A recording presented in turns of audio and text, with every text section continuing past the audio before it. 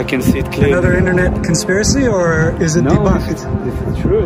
It's You can true. see Yud, Hey, Vav, and the last letter that we are praying that will come, It's the final. Hey. Yeah, Another Hey. final Wow, name. this is... I couldn't believe until I saw it. No, it's May mga lugar sa mundong ito, na tila mas malapit ang langit sa lupa. Mga lugar na nababad sa banal na karanasan, mga sinaunang propesiya, at sagradong kasaysayan. Ngunit sa lahat ng ito, ang Jerusalem ay namumukod tangi. Matagal nang nasa sentro ng plano ng Diyos, para sa sangkatauhan ang banal na lungsod. Ito ang lungsod, kung saan kinoronahan ang mga hari, tumangis ang mga propeta, lumuhas si Jesus, at kung saan magaganap balang araw ang hinaharap ng sangkatauhan. Ngunit may isang bagay na kakaiba, misteryoso, at kahanga-hanga ang lumitaw kamakailan sa isa sa mga pinakabanal na estruktura sa Jerusalem.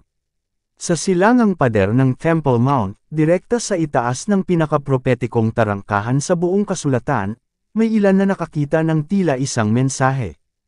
Isang pangalan, isang lagda, inukit hindi ng kamay ng tao, kundi tila ng panahon, o ng isang bagay na higit pa roon. Ano ang ibig sabihin ng misteryosong inscription ito?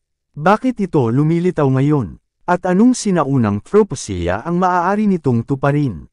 Sa sentro ng Jerusalem, matatagpuan ang Temple Mount, isang lugar na napakabanal sa tatlong pangunahing relihiyon sa mundo, ang nag-uugat ng kanilang pinakabanal na kasaysayan dito.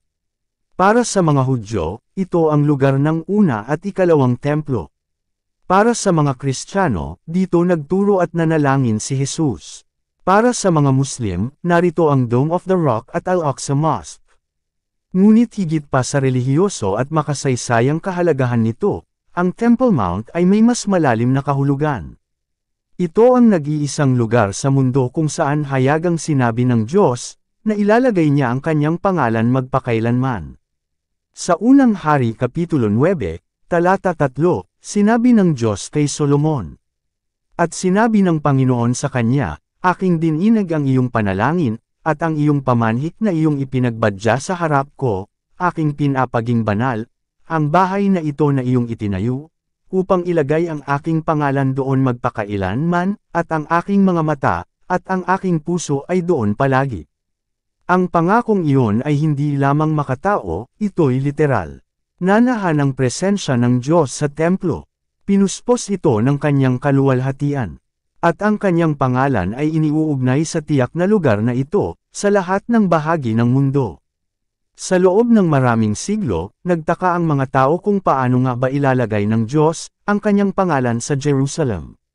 Ito ba ay simboliko, espiritual, o maaari bang itong makikita? Isa sa mga pinakapambihirang bahagi ng Temple Mount, ay ang silangang pader nito, kung saan matatagpuan ang sinauna at selyadong Golden Gate, na kilala rin bilang Gate of Mercy o Gate of the Messiah. Ang tarangkahang ito ay natatangi sa buong Jerusalem. Ito ay nakaharap ng direkta sa bundok ng mga olibo, at ayon sa mga propeta, ito ang tarangkahang daraanan ng Mesiyas pagbalik niya. Sa Ezekiel Kabanata 43, talata 1-4, nakita ng propeta ang isang pangitain. Dinala ako ng lalaki sa tarangkahan sa gawing silangan. Doon, nakita kong dumarating mula sa silangan ang kaluwalhatian ng Diyos ng Israel, parang dagandong ng malaking baha. Nagliwanag ang lupa dahil sa kaluwalhati ang yaon. Ang pangitaing ito ay tulad ng nakita ko nang wasakin ang Jerusalem. Tulad din ito noong nakita ko sa ilog Kibar.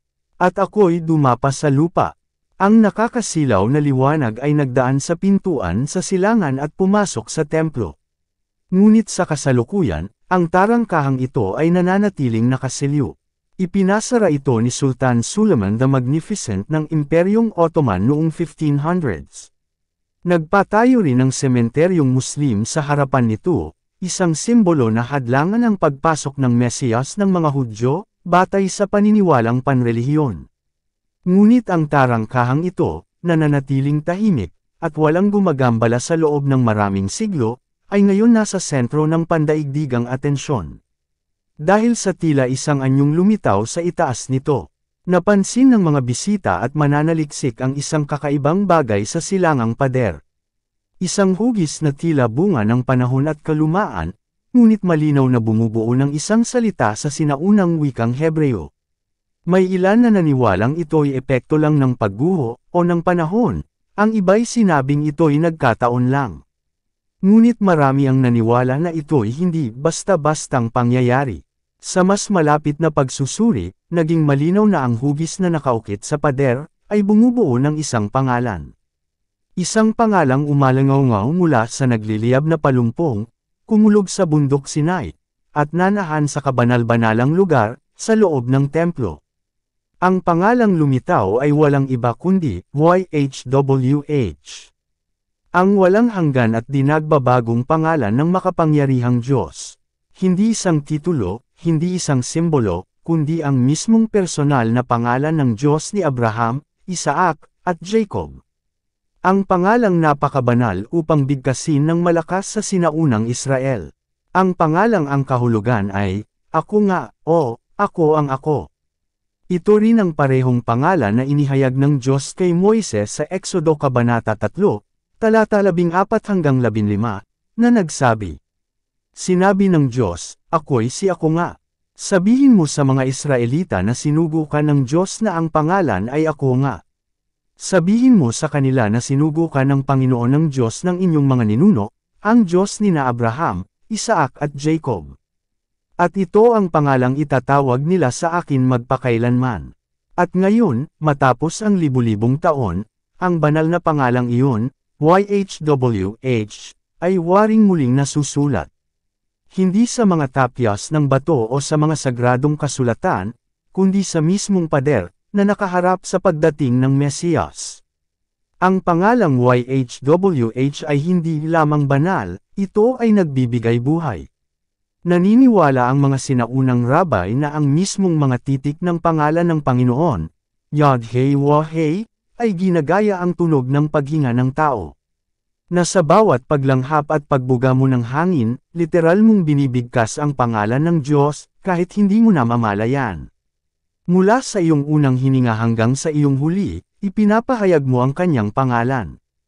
Ang pangalang ito ay lumilitaw ng halos 7,000 beses sa orihinal na wikang Hebreo ng Biblia. Ito ang kumakatawan sa walang hanggang pangalan ng Diyos. Siya ay noon, siya ay ngayon, at siya ay darating. Para sa mga Israelita, ito'y napakabanal upang banggitin. Para sa mga propeta, ito ang pangalang ikinayanag ng mga bundok. At ngayon, para sa buong mundo, ito'y muli na namang lumilitaw, sa mga batong pader ng Jerusalem, parang isang bulong mula sa kawalang hanggan. Noong panahon ni Jesus, sinabi ng mga Pariseyo sa kanya, na patahimikin ang mga taong sumisigaw ng papuri, habang siya ay pumapasok sa Jerusalem. Ngunit tumugon si Jesus sa Lucas Kabanata 11, talata 40. Sumagot siya, sinasabi ko sa inyo, kapag tumahimik sila, ang mga bato na ang sisiga. At ngayon, sa ating panahon, tila ang mga bato nga ay muling sumisigaw. Ang paglitaw ng pangalan ng Panginoon, na tila nakaukit sa silangang pader, ay maaaring hindi basta-basta likha lamang ng kalikasan. Ito marahil ay isang makalangit na mensahe, para sa isang natutulog na mundo. Isang huling hudyat, isang deklarasyon na ang hari ay paparating at malapit na ang oras. Sa hula ng mga huling araw sa Zacarias Kabanata 14, talata 4, mababasa natin. Sa araw na iyon, tatayo ang Panginoon sa bundok ng mga olibo sa gawing silangan ng Jerusalem. Magkakaroon ng maluwang na libis sa gitna ng bundok, pagkat mahahati ito mula sa silangan hanggang kanluran, ang kalahati ay mapupunta sa hilaga at sa timog naman ang kalahati. Mula mismo sa bundok na iyon, bababa ang Mesiyas. At ang unang tarangkahang haharapin niya, ay ang nakaselyadong tarangkahan. Ang parehong tarangkahan kung saan, ngayon ay makikita ang pangalang Yod-Heh-Wah-Heh. Sinabi rin mismo ni Jesus sa Mateo Kabanata 24, talata 27. Sapagkat darating ang anak ng tao na parang kidlat na gumuguhit mula sa silangan hanggang sa kanluran. Ito ay hindi aksidente. Ito ay makalangit na pag-aayos. Ang pangalan sa pader, ang nakaselyadong tarangkahan, ang bundok ng mga olibo. Lahat sila ay naghahanda para sa pinakadakilang pagbabalik sa kasaysayan. Sa huling aklat ng Biblia, muling lumilitaw ang pangalan ng Panginoon, ngunit ngayon, hindi na sa mga pader, kundi sa mga tao. Sa Pahayag Kabanata 14, Talata 1, isinulat ni Juan. At nakita ko, narito, ang korderong nakatayo sa bundok ng Zion. Siya ay may kasamang 144,000 mga tao na nakatayo. May nakasulat na pangalan ng kanyang ama sa kanilang mga noo. Muling minamarkahan ng Diyos ang kanyang mga tao. Hindi sa pamamagitan ng relihiyon. Hindi sa ritual, kundi sa pamamagitan ng kanyang pangalan, YHWH. Ang tanong ay ito, ang kanyang pangalan ba ay nakasulat na sa iyong puso? Bakit nga ba isinulat ng Diyos ang kanyang pangalan sa silangang pader? Upang gisingin ang mundo, pukawin ang puso ng mga tapat, at tuparin ang kanyang matagal ng pangako, na ang kanyang pangalan ay mananatili sa Jerusalem magpakailanman. Sa isang mundo na puno ng kaguluhan, panlilinlang, at espiritual na pagkabulag. Nagbigay ang Diyos ng tanda, isang palatandaan na inukit sa bato. Ipinapaalala niya kung sino siya. Tinatawag niya tayo pabalik sa pagsisisi. At inihahanda niya ang daan para sa pagbabalik ng Mesiyas. Ito ay hindi lamang isang tanda. Ito ay isang panawagan sa pagkilos. Isang panawagan sa pananampalataya. Isang panawagan upang maghanda. Ang pangalan ng Diyos, Yahweh, ay lumilitaw na ngayon sa silangang pader.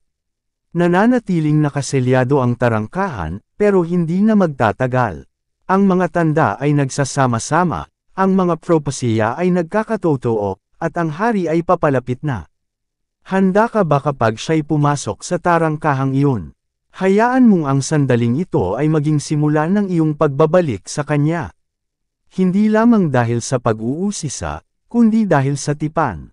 Hindi lamang sa paghanga, kundi sa tunay na pagsamba.